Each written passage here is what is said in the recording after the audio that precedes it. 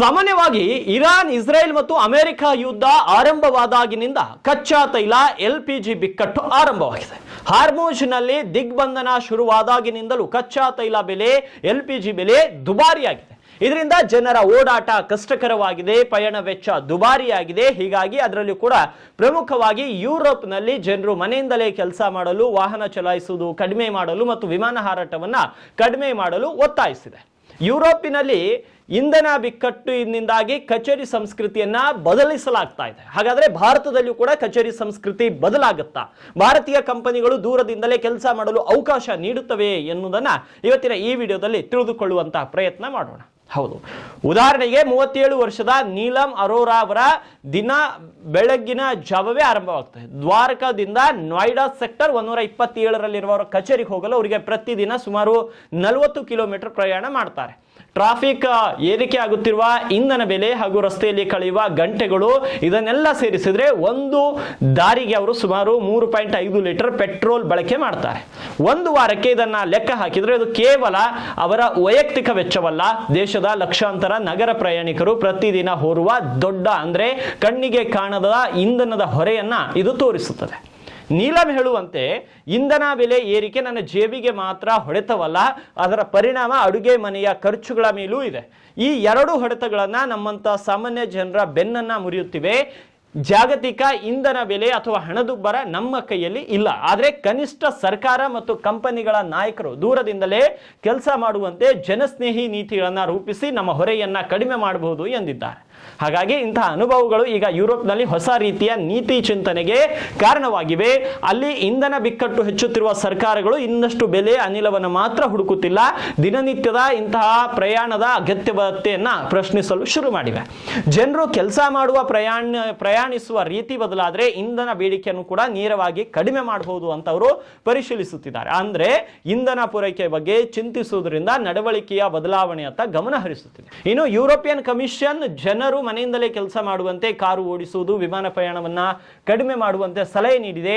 Europe ತುಂಬಾ ಗಂಭೀರ ಪರಿಸ್ಥಿತಿ ಎದುರಿಸುತ್ತಿದೆ ಅಂತ EU ಇಂಧನ ಮುಖ್ಯಸ್ಥ ಡ್ಯಾನ್ ಜರ್ಗೆಸನ್ ಅವರು ಹೇಳ್ತಾರೆ. ನಾಳೆ ಯುದ್ಧ ನಿಂತರೂ ಕೂಡ ಶೀಘ್ರದಲ್ಲೇ ಹಳೆಯ ಸ್ಥಿತಿಗೆ ಮರಳುವುದಿಲ್ಲ. ವಿಶೇಷವಾಗಿ ಡೀಸೆಲ್, ಜೆಟ್ ಇಂಧನಗಳನ್ನು ಉಳಿಸಲು ಸಾಧ್ಯವಾದಷ್ಟು ನೀವು ಮಾಡಿದ್ರೆ ನಾವು ಎಲ್ಲರೂ ಲಾಭ ಪಡೆಯುತ್ತೇವೆ ಅಂತಾರೆ. ಇನ್ನು ಜನರು ಕಡಿಮೆ ಪ್ರಯಾಣಿಸಿದ್ರೆ ಇಂಧನ ಬಳಕೆ ಕಡಿಮೆ, ಹೀಗಾಗಿ ಕೆಲಸದ ಸಂಸ್ಕೃತಿಯೇ ಇಂಧನ ನೀತಿಯ ಒಂದು ಸಾಧನವಾಗಬಹುದು. ಇದು ಭಾರತದಲ್ಲಿ ಕೂಡ ಆಗುತ್ತಾ? ಇದೊಂದು ಪ್ರಶ್ನೆ ಇದೀಗ ಎಲ್ಲರಲ್ಲೂ ಕೂಡ ಮೂಡಿದೆ. ಆದರೆ ಸದ್ಯ ಭಾರತದ ಪರಿಸ್ಥಿತಿ, ಮಾನವ ಸಂಪನ್ಮೂಲ ಸಲಹೆ ಸಮಿತಿ ಮಾರ್ಚಿಂಗ್ ಶಿಪ್ನ ಸಂಸ್ಥಾಪಕಿ ಸೋನಿಕಾ ಅರನ್ ಪ್ರಕಾರ ಭಾರತ ಸಂಪೂರ್ಣವಾಗಿ ರಿಮೋಟ್ಗಿಂತ ಹೈಬ್ರಿಡ್ ಮಾದರಿಯನ್ನು ಅನುಸರಿಸಬೇಕು. ಇನ್ನು ಡೆಯಾಲ್ಟ್ ಸಂಶೋಧನೆ ಪ್ರಕಾರ ಈಗಾಗಲೇ 56% ಉದ್ಯೋಗಿಗಳು ಭಾಗಶಃ ದೂರದಿಂದಲೇ ಕೆಲಸ ಮಾಡುತ್ತಿದ್ದಾರೆ. ಅವರು ಈ ರೀತಿ ಹೊಂದಿಕೊಳ್ಳುವ ವ್ಯವಸ್ಥೆಗೆ ತಕ್ಕಂತೆ ನಾವು ತೋರಿಸಿಕೊಂಡಿದ್ದಾರೆ ಅಂತಾರೆ. ಇನ್ನು ಇಂಧನ ಬಿಕ್ಕಟ್ಟಿನ ಮೂಲ ಮಧ್ಯಪ್ರಾಚ್ಯ ಉದ್ವಿಗ್ನತೆ ಹಾಗೂ ಜಾಗತಿಕ ಪೂರೈಕೆ ಅಡಚಣೆಯಲ್ಲಿದೆ.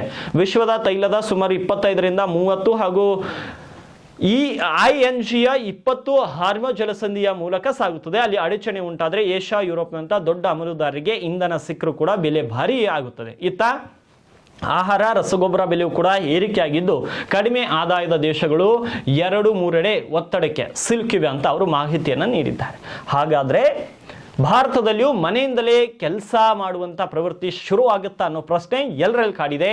ಇತಿಹಾಸದಲ್ಲಿ ಸರ್ಕಾರಗಳು ಈ ರೀತಿಯ ಬಿಕ್ಕಟ್ಟಿಗೆ ಸಾಮಾನ್ಯವಾಗಿ ಪೂರೈಕೆಯನ್ನು ಹೆಚ್ಚಿಸುವ ಮೂಲಕ ಪ್ರತಿಕ್ರಿಯಿಸುತ್ತಿದ್ವು. ಹೆಚ್ಚಿನ ಇಂಧನ ಖರೀದಿ, ಮೀಸಲುಗಳನ್ನ ಬಳಕೆ, ಹೊಸ ಆಮದು ಒಪ್ಪಂದಗಳು ಇತ್ಯಾದಿ. ಆದರೆ ಈಗ ಯುರೋಪ್ ಬೇರೆ ದಾರಿ ನೋಡುತ್ತಿದೆ. ರಿಮೋಟ್ ಕೆಲಸ ಪ್ರೋತ್ಸಾಹ, ಅನಗತ್ಯ ಪ್ರಯಾಣ ನಿಯಂತ್ರಣ, ಸಾರ್ವಜನಿಕ ಸಾರಿಗೆ ಉತ್ತೇಜನ ಇವೆಲ್ಲವೂ ಕೂಡ ಇಂಧನ ಬೇಡಿಕೆಯನ್ನ ಕಡಿಮೆ ಮಾಡುವ ಪ್ರಯತ್ನವಾಗಿವೆ.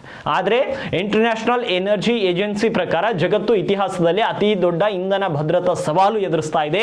ಸರ್ಕಾರಗಳು, ಕಂಪನಿಗಳು ಜನರಿಗೆ ಅವರು ನೀಡಿರುವ ಸಲಹೆಗಳು ಇಂತಿವೆ. ಹೆಚ್ಚು ಸಾರ್ವಜನಿಕ ಸಾರಿಗೆ ಬಳಸುವುದು, ನಗರ ಕೇಂದ್ರಗಳಿಗೆ ಖಾಸಗಿ ಕಾರುಗಳನ್ನ ಪರ್ಯಾಯ ದಿನಗಳಲ್ಲಿ ಮಾತ್ರ ಬಿಡುವುದು, ಕಾರು ಹಂಚಿಕೆ, ದಕ್ಷ ಚಾಲನಾ ಅಭ್ಯಾಸಗಳು, ಸಾಧ್ಯವಾದಲ್ಲೆಲ್ಲ ವಿಮಾನ ಪ್ರಯಾಣವನ್ನು ತಪ್ಪಿಸುವುದು, ವಿದ್ಯುತ್ ಅಡಿಗೆಗಳಿಗೆ ಬದಲಾಯಿಸುವುದು ಮತ್ತು LPGಯನ್ನ ಅಡುಗೆ ಮುಂತಾದ ಅವಶ್ಯಕ ಬಳಕೆಗಳಿಗೆ ಉಳಿಸುವುದು ಆಗಿದೆ. ಹಾಗಾಗಿ ಕೋವರ್ಕ್ ವಿಜನ್ ಸಂಸ್ಥೆಯ ಸಿಇಒ ವಿಶಾಲ್ ದತ್ ವಾದ ಹೇಳುವಂತೆ ರಿಮೋಟ್ ಕೆಲಸ ಇಂಧನ ತಂತ್ರವಾಗಿ ತುಂಬಾ ಅರ್ಥಪೂರ್ಣ ರಿಮೋಟ್ ಆಗಲು ಸಾಧ್ಯವಿಲ್ಲ. ಆದರೆ ಹೈಬ್ರಿಡ್ ಮಾದರಿಯ ವಾಸ್ತವಿಕ ಮಧ್ಯಮ ಮಾರ್ಗ ಕಂಪನಿಗಳು ಕಡಿಮೆ ಕಚೇರಿ ವಾರ, ಹಂಚಿಕೆ ಕಚೇರಿ ಜಾಗ, ಬುದ್ಧಿವಂತ HVAC ಬಳಕೆ ಮತ್ತು ಇಂಧನ ಸ್ನೇಹಿ ಕಾರ್ಯಾಲಯಗಳನ್ನು ವಿನ್ಯಾಸ ಇತ್ಯಾದಿಗಳ ಮೂಲಕ ಪ್ರಾಯೋಗಿಕವಾಗಿ ಇದನ್ನ ಹೆಜ್ಜೆ ಹಾಕಬಹುದು. ನಮ್ಯತೆ ಈಗ ಕೇವಲ HR ನೀತಿ ಅಲ್ಲ, ಇದು ಇಂಧನ ನೀತಿಯೂ ಆಗುತ್ತದೆ ಅಂತ ಅವರು ತಿಳಿಸಿದ್ದಾರೆ. ಆದರೆ ಭವಿಷ್ಯದಲ್ಲಿ ಇಂತಹ ಇಂಧನ ಆಘಾತಗಳು ಬಂದಾಗ ಸರ್ಕಾರಗಳು ಕೇವಲ ಪೂರೈಕೆಯನ್ನ ಹೆಚ್ಚಿಸುವುದು, ಧನ ಸಹಾಯ ನೀಡುವುದರ ಬದಲಿಗೆ ಜನರ ದಿನನಿತ್ಯದ ಜೀವನ ಶೈಲಿಯನ್ನ, ವಿಶೇಷವಾಗಿ ಕೆಲಸ ಮತ್ತು ಪ್ರಯಾಣದ ಪದ್ಧತಿಯನ್ನ ಮರುರೂಪಿಸುವ ಮೂಲಕ ಬೇಡಿಕೆಯನ್ನ ನಿಯಂತ್ರಿಸುವ ದಿಕ್ಕಿಗೆ ಹೆಚ್ಚು ಗಮನ ಹರಿಸಬಹುದು ಅನ್ನೋದು ಕೆಲವರ ವಾದ.